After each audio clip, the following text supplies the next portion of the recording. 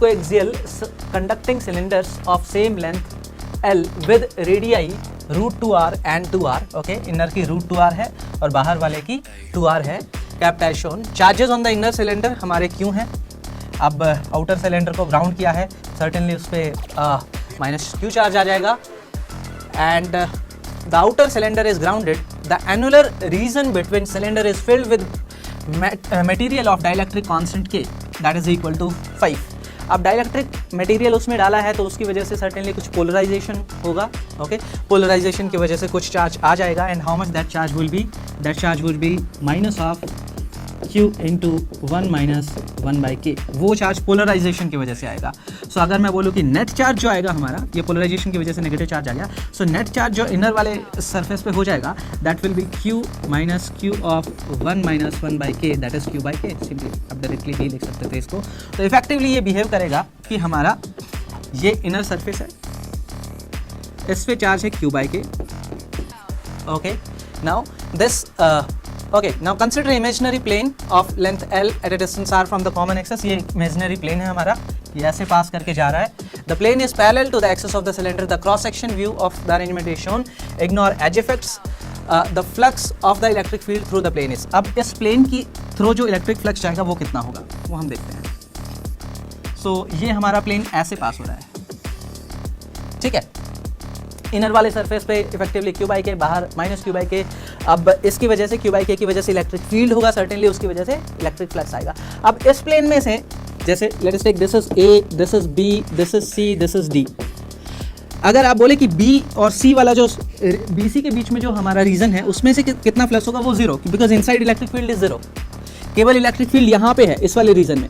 इस वाले रीजन में इलेक्ट्रिक फील्ड होगा जिसकी वजह से इससे फ्लक्स आएगा, ठीक है, जिसकी वजह से इसमें से फ्लक्स आएगा. अब उसको हम कैसे निकालेंगे. तो सबसे पहले मैं लिख देता हूँ दैट इज फाई BC वो हमारा 0 है. अब बात है फाई AB और फाई CD की. सर्टेनली फाई AB और फाई CD सिमेट्रिसिटी से हम कह सकते हैं दोनों बराबर होंगे. So twice of phi AB हम कर दें. फाई AB निकालेंगे कैसे, अब बात ये है. अच्छा, इस स्फीयर की वजह से अगर टोटल फ्लक्स आपसे पूछा जाए तो आप क्या बोलेंगे. दैट इज टोटल फ्लक्स अगर पूछा जाए तो that is Q/K epsilon not, क्योंकि चार्ज हमारा क्या होगा Q/K. So Q/K epsilon not. But कितना फ्लक्स इस रीजन में से पास हो रहा होगा वो कैसे निकालेंगे. तो एंगल देख लेते हैं हम.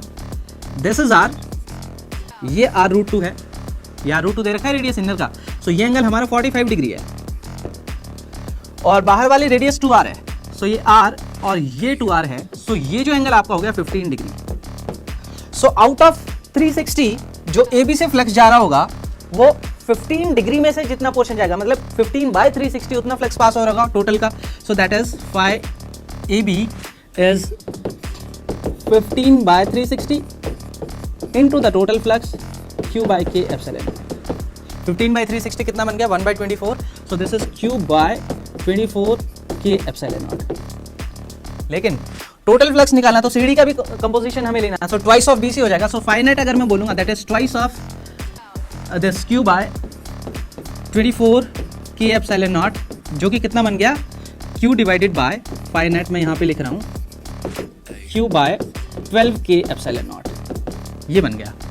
अब K की वैल्यू हमें दे रखी है दैट इज 5. सो यहाँ पे पुट कर देते हैं. So this will become Q/12 into 5 that is 60. Q/60 epsilon not. Okay, so finite is Q/60 epsilon not. Q/60 epsilon not. Options में से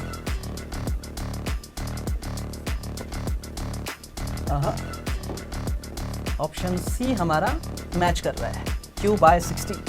so this answer is option C.